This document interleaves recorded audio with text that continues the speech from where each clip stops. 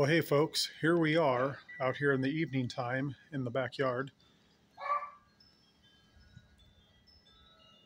I've been out here for a good part of the day thinning things out.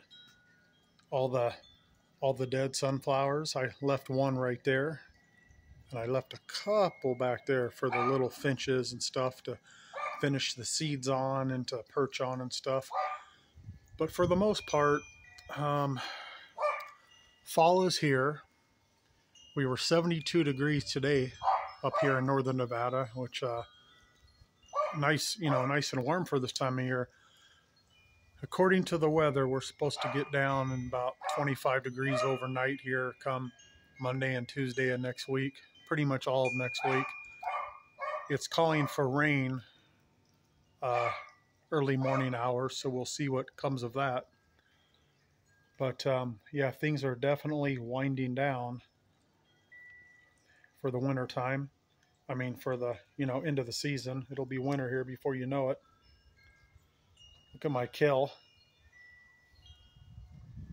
Some snapdragons there and some marigolds. You can see these marigolds here. They're about done. They're about the end of their life cycle here. It is evening time, so it is getting dark. The grass still looks beautiful out here.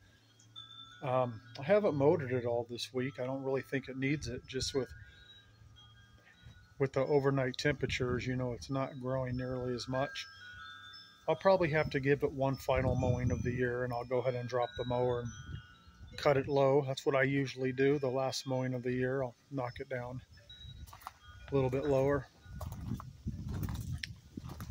You can see the pear tree there. It's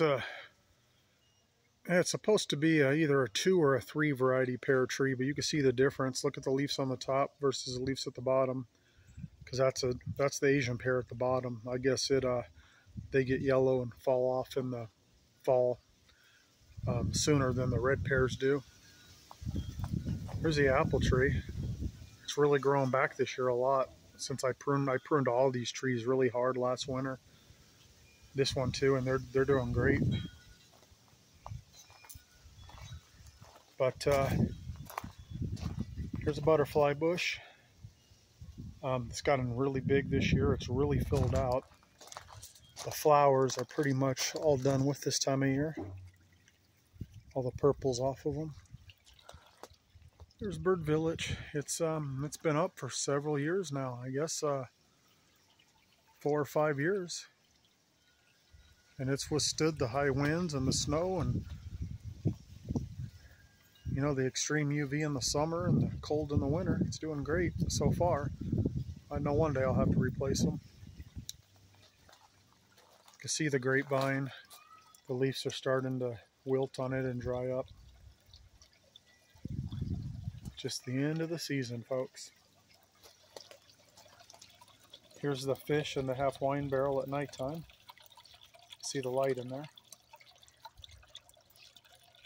They are not all orange. There's some lemon colored ones and some orange and white ones.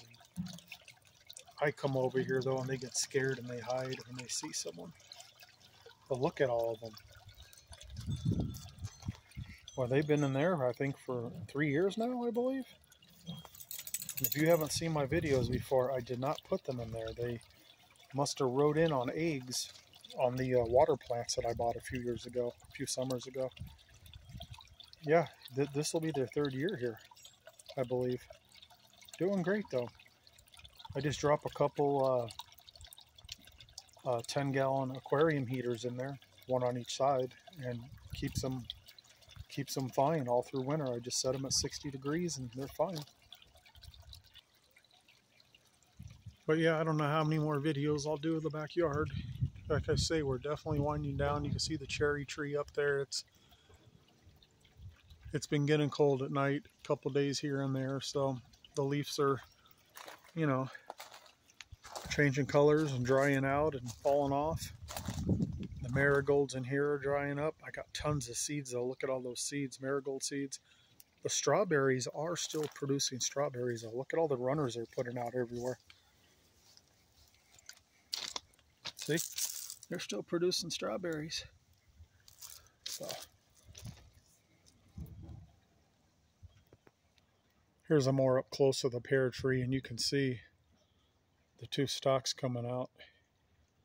You can see how it yellowed up, and then the top, it's a different variety. It's the red pear, so they haven't turned yellow or anything yet. Here's a cherry tree. Pretty soon all those leaves will be in my grass, and I think I'll chop them all up into fine little particles with the lawnmower and put them in my compost bin. Grass plants are still alive and healthy. I'm sure they'll be turning brown and dying here for the winter. I'll have to cut those down. I usually cut those about 4 inches from the ground, and they come back every year.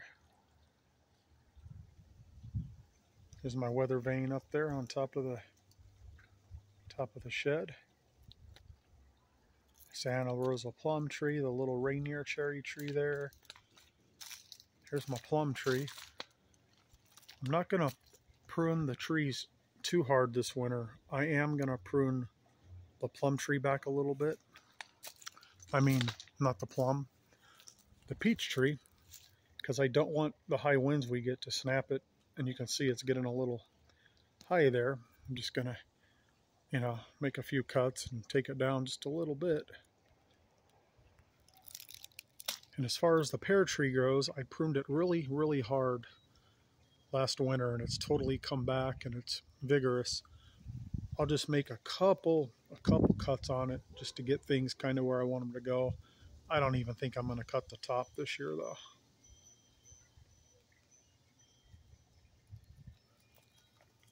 Yep, we're losing daylight. There's the old CB antenna. I got her cranked down. That's in the down position right there. It's as low as she goes.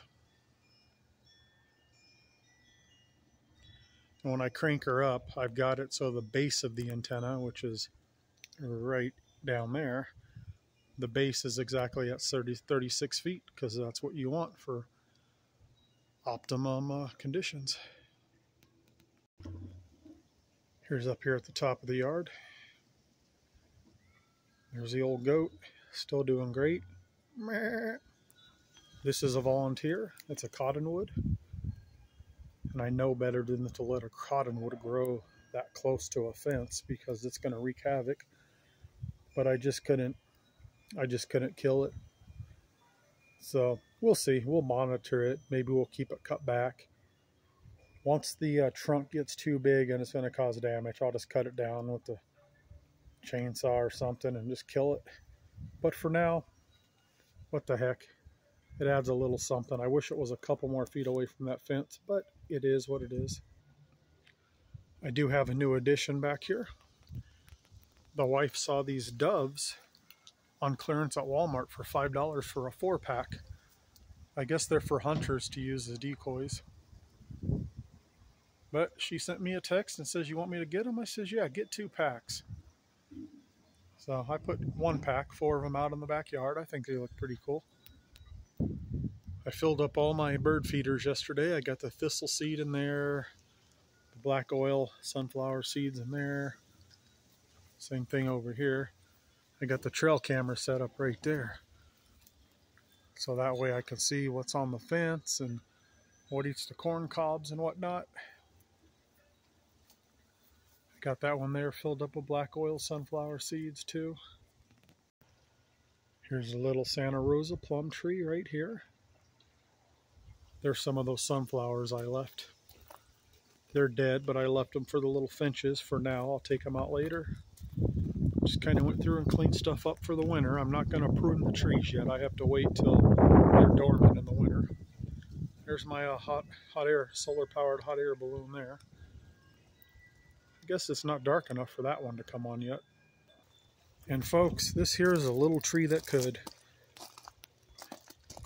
You see how big the trunk was at one point. The wind snapped it down a few years ago, and I cut it about 4 feet, left the trunk, and start growing again. It got real big again, got about as tall as my shed. The wind snapped it again, so this time I cut it all the way back, and look, I put out a new runner.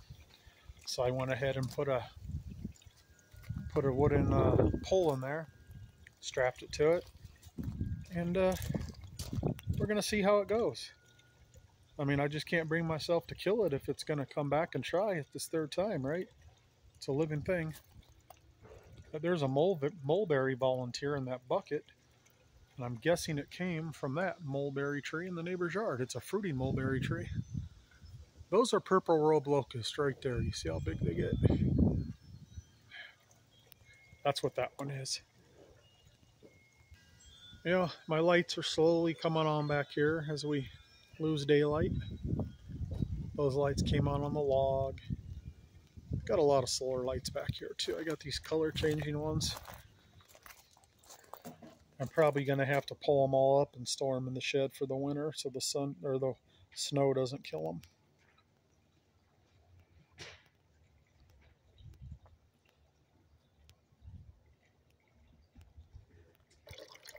Of course, I still have the little water fountain running for the birds. I'll have to turn that off in the winter and drain it though, because if I don't, it'll turn to ice and you'll see all the ice flowing over it and it'll burn the pump out.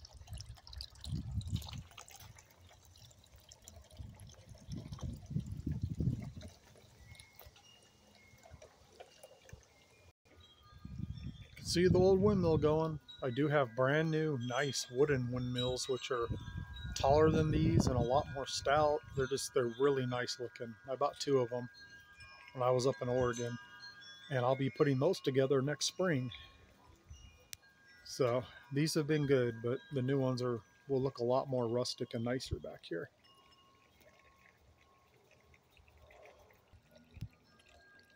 There's the weather vane up there. I like my weather vane. Aren't these globes awesome? These solar powered, like fire-ish color globes.